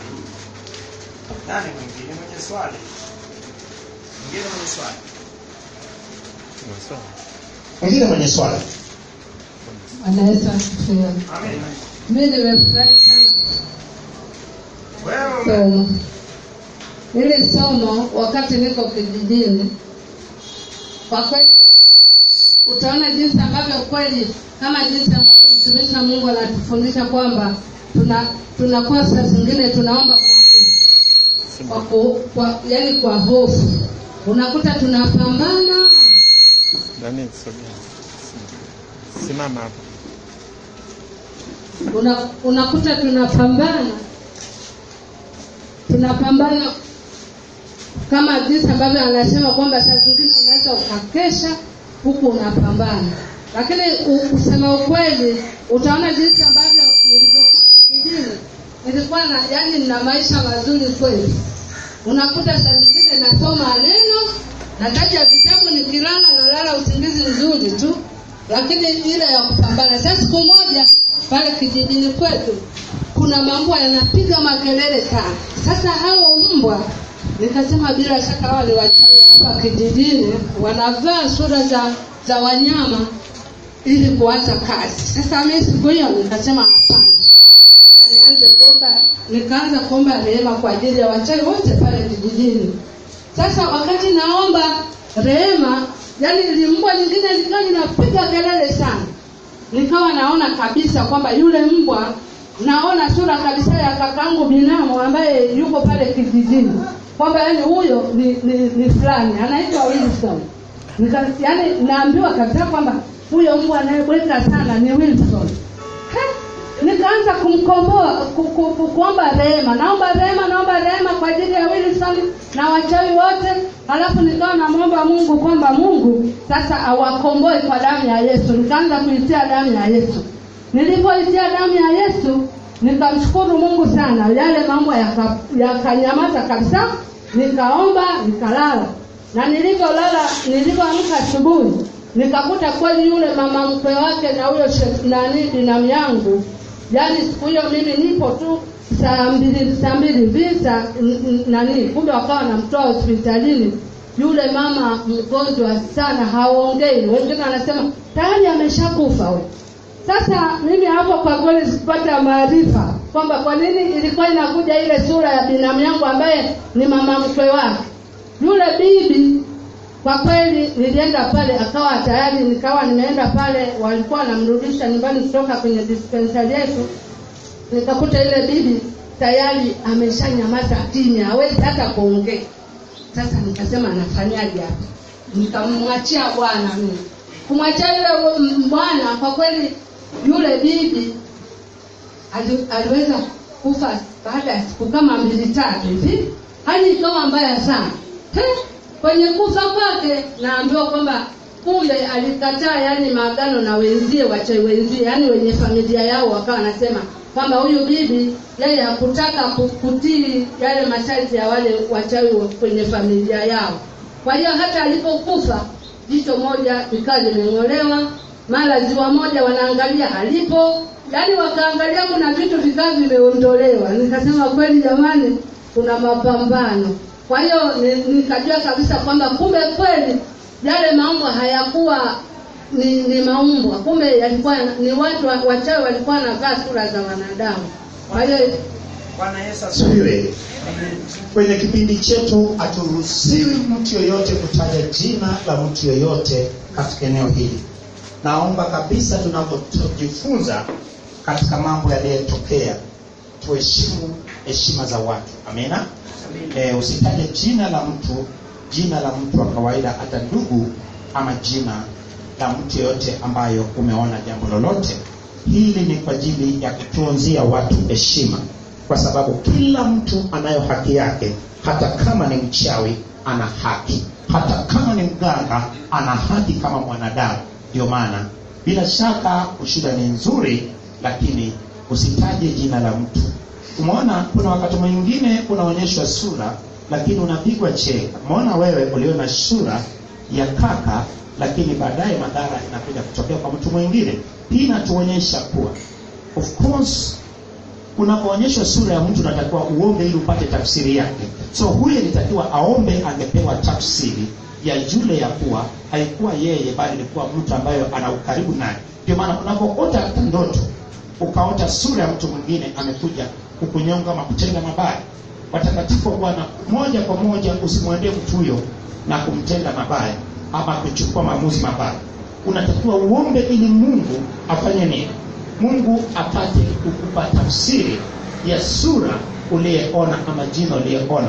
Maana watakatifu wa Bwana, mambo ya kiroho kuna wakati mwingine yanakuwa ni mafumbo yanayohitaji kufumbuliwa. Amina watu wa Mungu. Amen. Amina watu wa Mungu. Amen. So bila shaka aliomba rehema vizuri sana. Lakini alipoomba rehema yake haikuwa na nguvu, kwa sababu alitakiwa aende kwenye kuomba Mungu sasa amuonyeshe ile sura inayomtia. Bila shaka kinachofanyika, kaka yake alikuwa anahusika kwa sababu yule ana undugu naye mama mkwe. So moja kwa moja itakuwa huyu aombe ili sasa sio kuomba rehema kwa jina aliyekuwa naona, bali kwa tafsiri ambayo alikuwa huyo. Na ulipoenda pia ulitakiwa uendelee kuomba rehema kwa huyo, na ambao ungeomba rehema kwa huyo asingeweza kufa, kwa sababu Tunafaidika na nini mtu kama anakufa kwenye uchawi, anakwenda motoni? Je, tumefanya kazi gani sisi wa injili tuliyetumwa tuende tukafanya nini? Tukawafundisha kuyashika yote Yesu aliyepata kuyafanya nini? Kutufundisha. So usifurahi maana adui wako anaangamia. Maana tusije tukawa tunajenga ufalme wa giza. Inawezekana maombi yako yalitenda ama kutenda, lakini kipengele cha kutokumwombea usimwachie Bwana. Bwana ametupa tufanye nini? So kwenye habari za kuomba kwa ajili ya mtu mwingine unatakiwa kuomba. Mimi nasema hivi watakatifu wa Bwana, omba kwa ajili ya wote ambao wanateswa na uchawi kwenye ukoo na familia yako, ili neema ya Mungu iwaguse, iwaokoe na mabaya. Sisi ni watumwa wa haki, lakini kuna watumwa wa nini? Wa dhambi. Lakini itatufaidi nini kama sisi watumwa wa haki hatutendi haki? Haki yetu ni kwa wale waliopo katika utumwa nini? Wa dhambi. Nimejaribu kufafanua jambo hili, na hii ndiyo maono ambayo huduma hii inakuwa nayo. Ndiyo maana we don't pray against anybody.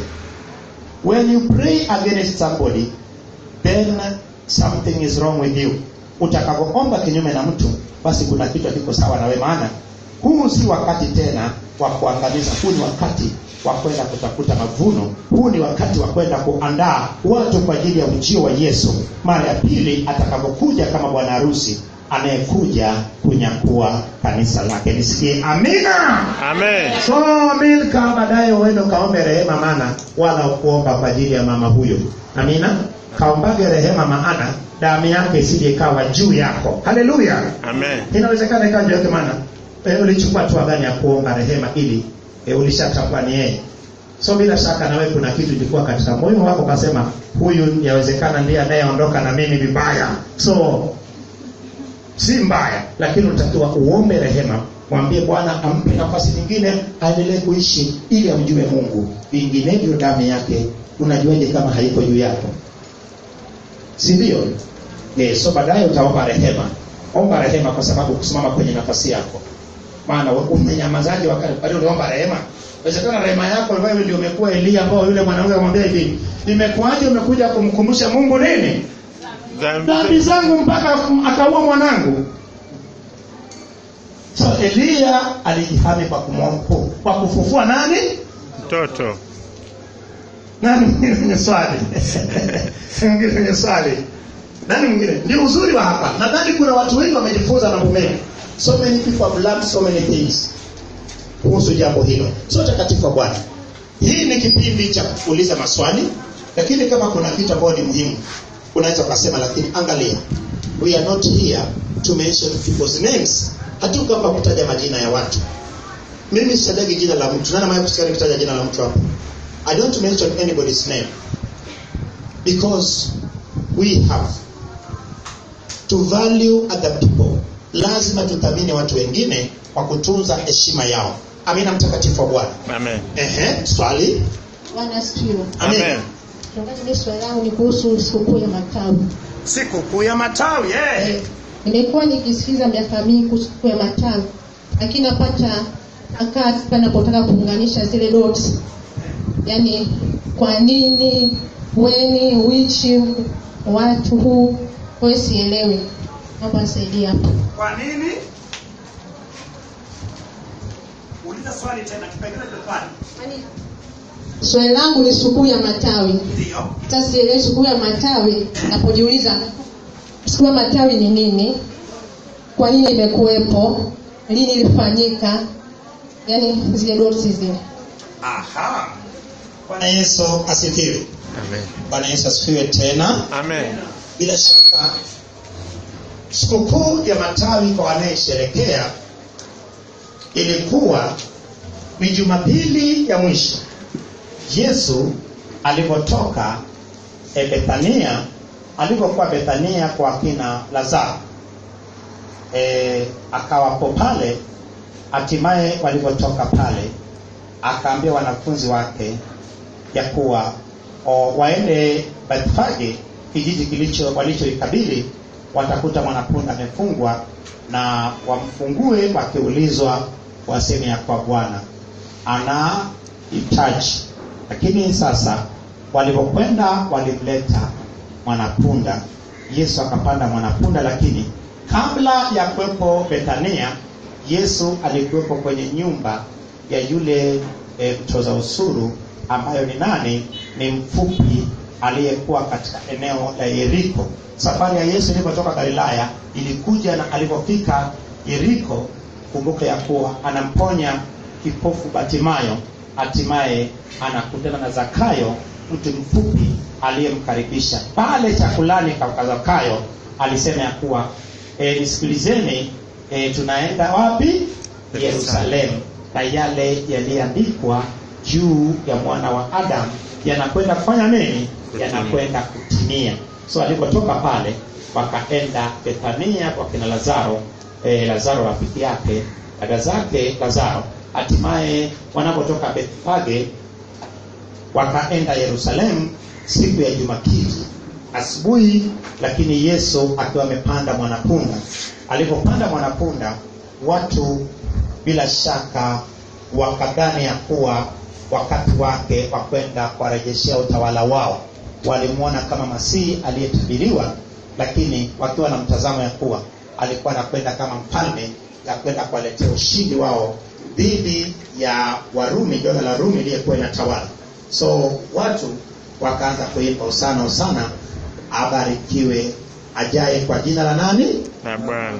Jina la Bwana, lakini wakiwa wanakata matawi pamoja na nguo zao, mavazi yao wakitandika katika njia, na akaingia katika shangwe. Na katika wiki hiyo ya mwisho Yesu alikuwa anafundisha pale Yerusalemu mchana na kuomba na kujibu maswali, lakini usiku alikuwa anakwenda na wanafunzi wake kule Bethania kwa kina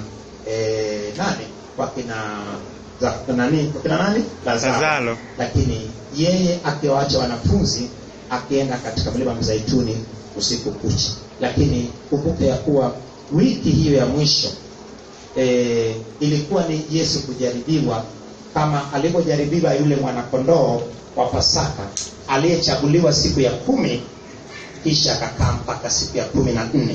So ina maana hizo siku kama 4 yule mwanakondoo wa Pasaka alikuwa chini ya uangalizi.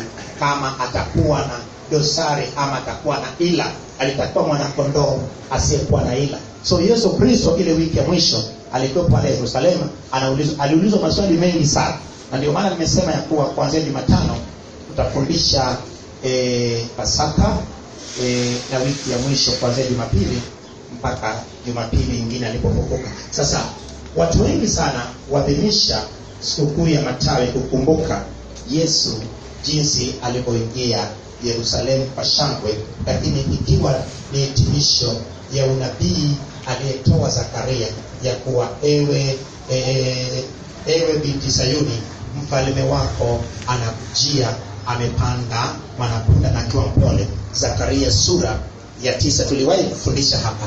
Nani alikuwa tukipitia kitabu cha Zakaria? Bila shaka tuliona sura ya 9, nabii Zakaria tabiri Yesu kuingia kule, lakini akiwa amebeba nini? Akiwa amepanda mwanapunda. So wengi kuadhimisha Jumapili ya mwisho kuingia kwa Yesu Yerusalemu. Lakini akitoka wapi? Yesu alikuwa anakaa Kapernaum wakati wa huduma yake, na Kapernaum ikiwa ni makao yake makuu. Kapernaum ilikuwa katika eneo la Galilaya. Ndio maana tuliona kwenye Isaya sura ile ya ngapi? 9. Sura ya 9 ya kuwa nuru ingeangaza katika nchi iliyokuwa ng'ambo ya nini? Ng'ambo ya Galilaya, na ikiwa ni katika eneo la Zabuloni na Naftali. So ile nuru ilikuwa ni Yesu kulelewa katika eneo la Galilaya, na Yesu kufanya huduma yake katika eneo la Galilaya.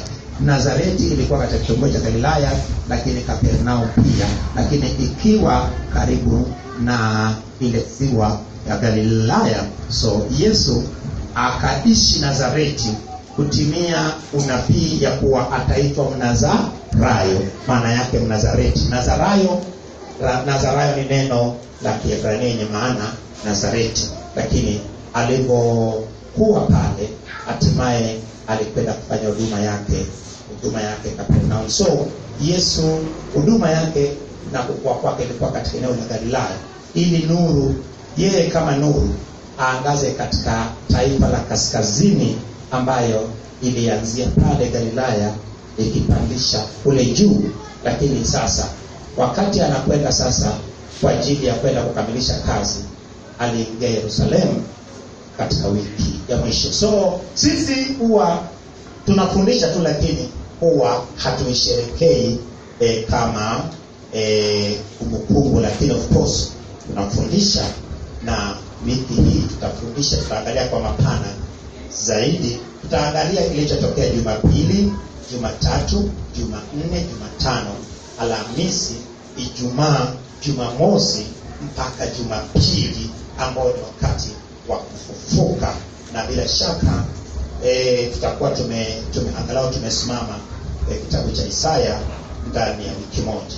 So ndivyo ilivyo, lakini watu wengi husherehekea sikukuu hiyo, lakini ukiuliza hata waliyebeba matawi ya kuwa inayo maana gani, hawezi kukuambia maana yake ni nini. Lakini maana yake ilikuwa ni Yesu kuingia Yerusalemu kwenda kukamilisha kazi. Maana ilikuwa ni wiki ya mwisho. Lakini kumbuka ya kuwa jinsi alivyochaguliwa yule mwanakondoo, ndipo Yesu upanda mwanapunda na watu kupishana.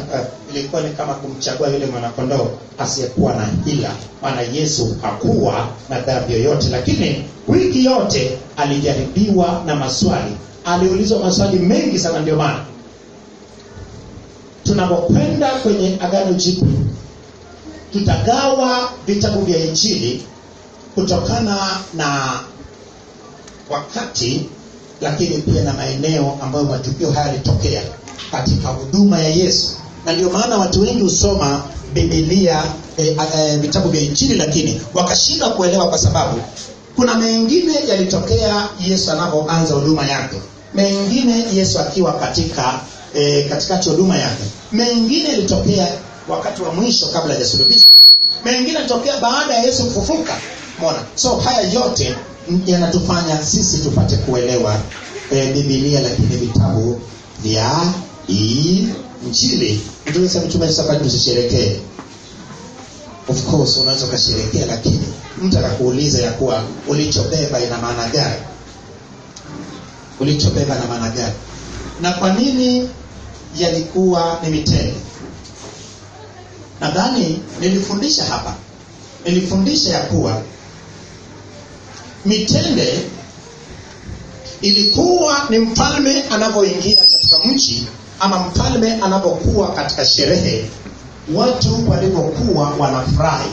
Na hii ikiwa sana sana katika sikukuu ya mabanda, sikukuu ya mabanda ama vibanda, watu waliinua yale matawi. Na ndio maana hata ukisoma kwenye Ufunuo, bila shaka sura ya 14, utaona nini? Utaona ya kuwa kuna waliokuwepo katika mlima Sayuni walikuwa wamebeba nini? Wamebeba matawi lakini ya mitende. So mitende iliwakilisha ufalme ambao ungekuja wa Yesu Kristo, lakini wakati wa milenia ndio watakavoimba ya kuwa Hosana sana, abarikiwa yeye katika jina la Bwana. Lakini wakati huo waliimba, lakini haikuwa kwa sababu Yesu Kristo hakufanyika kuwa ni mfalme, bali alifanyika kuwa ni mkombozi kwa kufanya nini? Kwa kuuawa. Sasa atakuja kama bwana harusi, alafu atakapokuja kama mfalme, hapo ndipo matawi hayo yatashikiliwa, lakini wakipata kuimba wimbo ule wa Hosana, Hosana. Ndani umenipata. Nani mwingine mwenye swali? Tupate maswali mawili ya mwisho, alafu tupate kuanza. Muda. Yesu asifiwe. Amina. Mimi naulizia hapo alipouliza mama. Nataka kujua ni kwa nini sasa makanisa ya kiroho yatuadhimishi sikukuu ya matawi?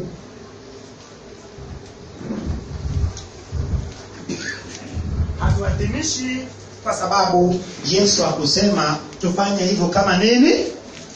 Kama ukumbusho kwake.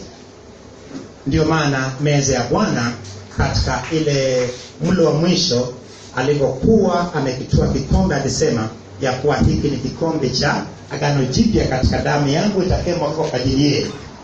Fanyeni hivi kwa nini? Kwa ajili ya ukumbusho wangu. Na mkate nao. Lakini Pasaka Mungu aliambia wana wa Israeli ya kuwa mtaisherekea katika vizazi nini vyenyu vyote, ina maana siku zote. Umeona sasa? Lakini sasa nitafundisha kwa nini sisi tunasherekea Pasaka, lakini hatuhitaji tena tumule yule mwanakondoo wa Pasaka. Yesu Kristo alishafanyika kwa mwanakondoo wa Pasaka, lakini Yesu Kristo alikula Pasaka namna gani? Alikula Pasaka katika maji ya zabibu pamoja na mkate.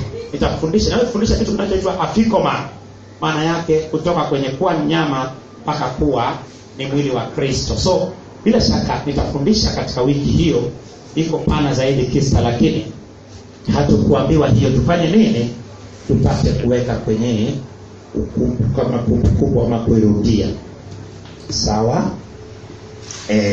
Meza ya Bwana tuliambiwa tufanye hivyo kila wakati, lakini hii ya kuingia hatukuambiwa. Lakini of course anachokifanya mtu si mbaya kama inajenga mwili wa Kristo. Ndio maana chochote kwenye Biblia unaweza kufanya, lakini so long as inatoa utukufu kwa Bwana. Ndio maana wanaposherehekea ni nzuri sana. Nzuri sana. Shida ni nini? Shida ni hawatoi ufafanuzi kwa ajili ya wale wanaosherehekea. Wangekuwa nafundisha kwa wale wanaosherehekea sikukuu ya matawi na kuyabeba, wakafundishwa kabisa kwa undani, wakaelewa, bila shaka ingekuwa na faida kwao, maana ingekuwa bora zaidi. Lakini anayebeba matawi ajui kabisa, anajua tu sikukuu ya matawi, lakini kwa undani inawakilisha nini kimwili na kiroho na kunabii. So ndio maana sisi wala hatuisherekei, maana hakuna agizo ama kanuni tuliyowekewa, lakini tunafundisha maana yake sana sana, na tutafundisha ndani ya wiki hii. So wanachokufanya ni vizuri kabisa, iko ndani ya Biblia, lakini sasa ingekuwa bora zaidi kama watu wakifunuliwa zaidi wapate kujua. Wana maswali ya zile uliza swali. Kwa nauliza dini ni nini? Dini ni mpango wa Mungu, mpango wa wanadamu kumfikia Mungu. Dini ni mpango uliowekwa kwa wanadamu kufanya nini? Kumfikia Mungu. Ina maana dini bila shaka inakuwa kama usafiri inayewasafirisha watu kutoka kwenye point A na kwenda point B. So umeona sasa hivi hapa hata sisi dini ziko tofauti tofauti. Watu wengine huwa wanadhani ya kuwa dini labda ni kanisa fulani na fulani, lakini dini ndio maana inaitwaje? Inaitwa shuleni ya kuwa somo la nini? Somo la dini. Umeona? Ina maana inahusu nini? Imani. Dini imebeba imani zote kwa jumla. So kumbuka ya kuwa dini ni mpango wa Mungu ya wanadamu kufanya nini? Kumfikia Mungu. Umeona sasa? Lakini injili ni mpango wa Mungu kufanya nini? Kufikia wanadamu. Sawa? Mpango wa Mungu wa wanadamu kumfikia Mungu. Mtu mwingine mwenye swali? Swali. Wewe hapo?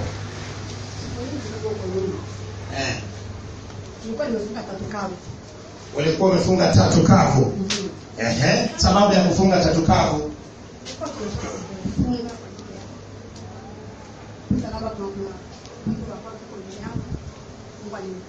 Walikuwa wanafunga ili vitu vilivyopo mbele yako Bwana akuepushe. Sasa huyo ambao nimefungua kwa marafiki wangu wawili.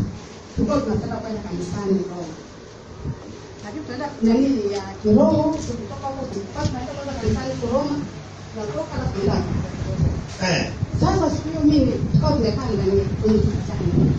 Sasa matukao wale kwa anasema yaani bwana ikifika kipindi kile cha ile nani kile picha kuna kitu fulani wanasema kitu fulani Yesu pia anaondoka na msalaba. Anasema mimi nadia kweli. Sasa tukaongea sana siku hiyo. Basi mpaka saa 7 hivi. Nikafanya mambo tunafanya biashara. Nikatoka lakini siku niuza sana kuliko siku nyingine zote. Sasa siku nimelala usiku saa 4 imefika. Nikasikia mtoto tunaongea kuhusu Bikira Maria kwamba kuna picha ilikuwa inatoa damu sijui hapo tunaongea vizuri. Sasa siku hiyo nashaka nimelala saa 4 hivi nimefika nalala hiyo usingizi unaanza kunichukua. Nikasikia sauti kasema Bikira Maria kweli ni mama wa Mungu. Nikaacha kando. Nikaamka. Nikamwambia Bikira Maria ni mama wa Mungu. Sasa tena nimelala tena kwenye saa 9 hivi. Nikasikia sauti imepiga yaani kama mtu amekamisa kwenye bati kule. Sitarudi tena msalabani. Pale ngana nasema kama Mungu anatujaza watu wanaomficha msalabani au. Bwana Yesu asifiwe. Amen. Nisikilize watakatifu wa Bwana.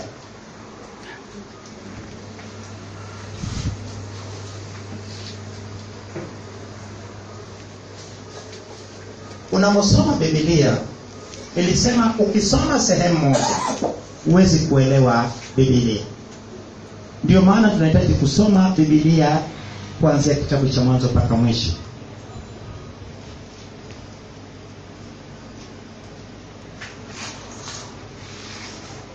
Yesu Kristo alikataa kama Mariamu ni mama yake. Alikataa kukataa. Alikataa. Je, alijibuje wakati aliambiwa mama na ndugu zako wako nje wanakutafuta? Alisema mama na ndugu zake ni wanayesikia neno la Mungu na kufanya nini? Na kulitii. Ina maana Yesu Kristo alikuwa ni mwana wa Mungu. Umeona?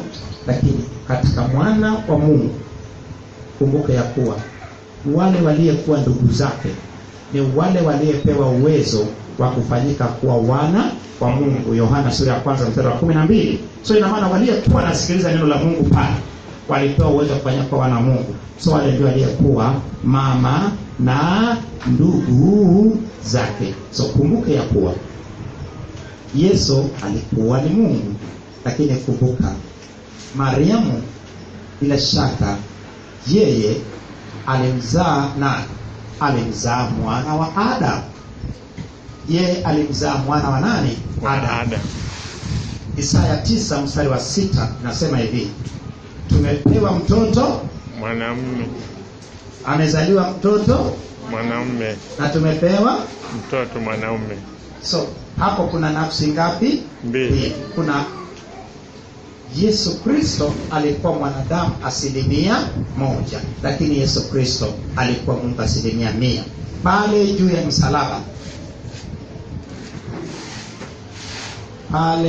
juu ya msalaba, kumbuka ya kuwa Yesu alisema Mungu wangu mbona umefanya nini? Kwa maana ile ilikuwa ni nafsi ya mwanadamu. Lakini juu ya msalaba akamwambiaje Maria? Akamwambia mama, tazama mwanao. Alimuita mama yake, anamuita mama, tazama mwanao. So takatifu wa Bwana, kuna vitu ambao kiroho. Ndio maana ile ya kwanza ni kwa sababu mliongea mambo mengi. So kuna roho iliyokuambia kuwa yeye ni mama wa Mungu. So kisa sema mama wa Mungu, tayari kumbuka ya kuwa ana yake Mungu amefanya nini? Amezaliwa. So inaleta mkanganyiko. Ndio maana uliambiwa hatarudi msalabani tena. Lakini watakatifu wa Bwana, kila mtu anayo imani yake, si ndio? Anayemuomba Maria, Bikira Maria, anamuomba Bikira Maria amuombee. Lakini watakatifu wa Bwana, kwenye Biblia sioni sehemu ambayo imeandikwa Bikira Maria tuombe kupitia Bikira Maria. Yesu aliambia wanafunzi wake ya kuwa lolote mtakaloomba katika jina langu mtafanya nini? Mtafanyiwa na Baba yangu. Ona. So watakatifu wa Bwana, mimi naomba hebu tusome Biblia. Biblia i wazi kabisa. Ukisoma Biblia huwezi kukosea kitu. Unaona? Lakini mambo haya watu wanayosema yapo duniani. Sijui picha inatoa damu, sijui nini, lakini ndio maana tusiweke akili yetu kwenye miujiza ama mambo tunayoona. Tuweke akili zetu katika kujifunza neno la Mungu na kwenye Biblia yote ili tupate kuelewa. Ukienda katika mambo unayoona kwa macho, dunia imeenda kushoto sana. Kwa naulizia hao watu ambao waliokufa kwenye dhambi watapata mara pili, labda neema ya kupita kwenye chekeche la pili, au ndio moja kwa moja? Sababu neno la Mungu nasema kama baada ya kufa ni hukumu. Sasa hao waliokufa ndani ya dhambi, je, watapata chekeche hata kufa, au watapata nafasi ya kuingia kwenye chekeche la pili, au ndio jana moja kwa moja? Kwani wewe unaamini Biblia inayosema baada ya kifo ni hukumu, au unaamini hao wanayosema waliyekufa watapitia kwenye chekeche? Nisikilize watakatifu wa Bwana. Hizo zinatokana na imani ya watu ya kuwa ukifa utafanya nini? Ukifa watakuombea watu, alafu utanyemelea, utakimbia, utatoka kule kwenye moto. Watakatifu wa Bwana, mimi ningeenda huko, ningefanya dhambi niwezavyo, ningewapa watu hela ili nikifa nikafanya nini? Watu waniombeaje ili niende mbinguni.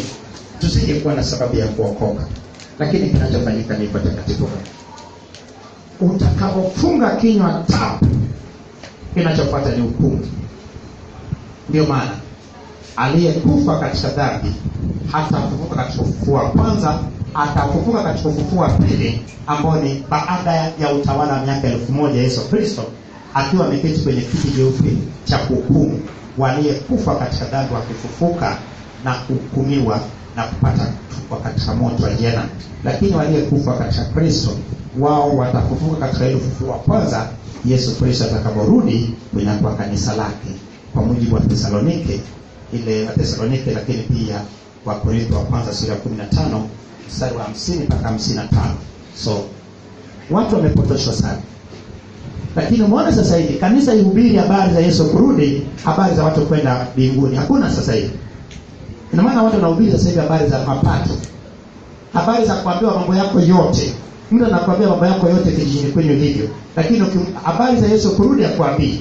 Huyo mtu anakupeleka wapi? Anakuambia tarehe uliyozaliwa mpaka tarehe utakaye kufa, lakini akuandai na hiyo kifo. Nasema utakatifu wa Bwana, dunia imekaa kushoto. Hebu tujifunze Biblia. Nipokee swali la mwisho. Swali la tamaliza yule dogo kule. Bwana Yesu asifiwe. Amen. Mimi napenda kuuliza kwamba kwetu sisi tuliokoka, kwa nini hatuadhimishi njia ya msalaba?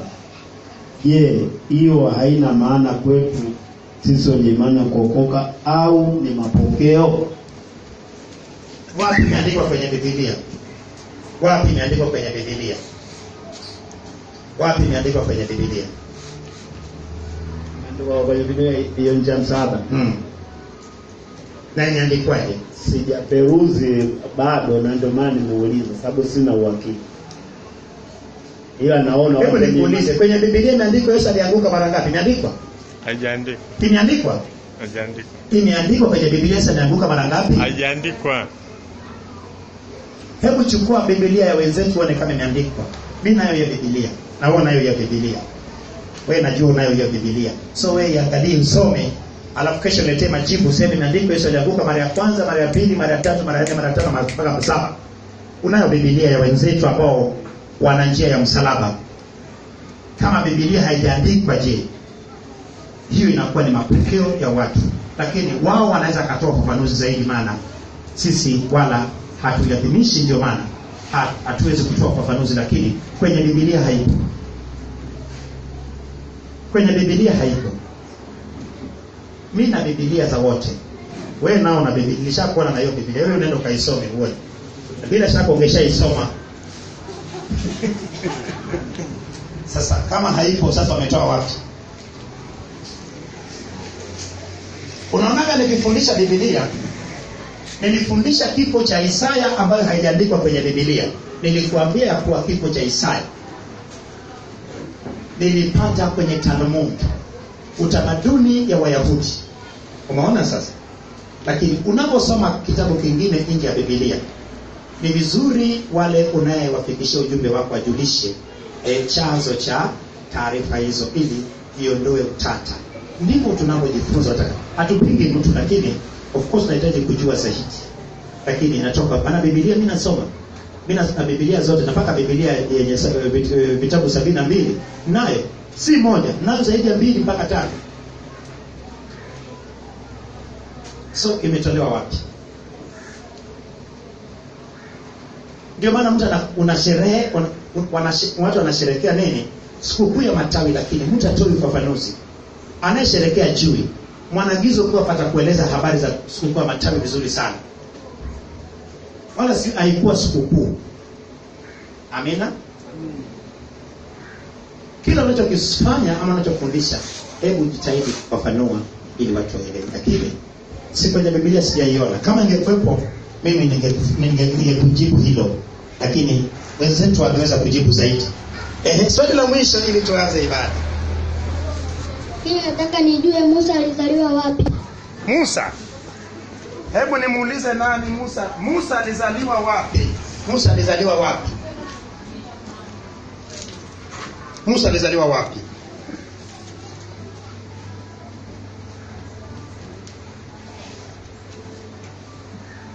Hebu leta huko akusaidie. Hebu msaidie. Where was Moses born?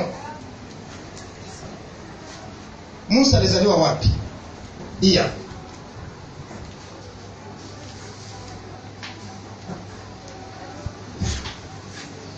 Musa alizaliwa wapi watoto? Where was Moses born? Musa alizaliwa wapi? Musa, mwalimu wa watoto amejibu, Musa alizaliwa Misri. Musa alizaliwa Misri wakati wana wa Israeli walipokuwa utumwani katika mwaka gani? Musa alizaliwa katika mwaka wa 390.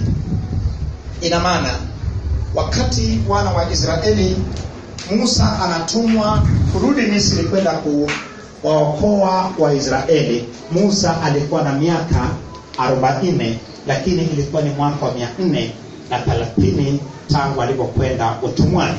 Ina maana ukitoa miaka 40 kwenye 430, ina maana Musa alizaliwa katika mwaka wa 390. Wapi? Kule Misri. Na nani? Hebu nani atakayenitajia mama wa Musa aliitwaje? Mama wa Musa aliitwaje?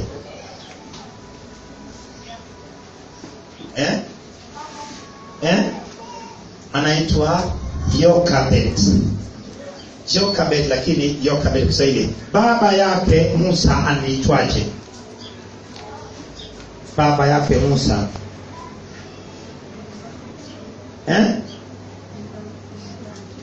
Amram. Sawa.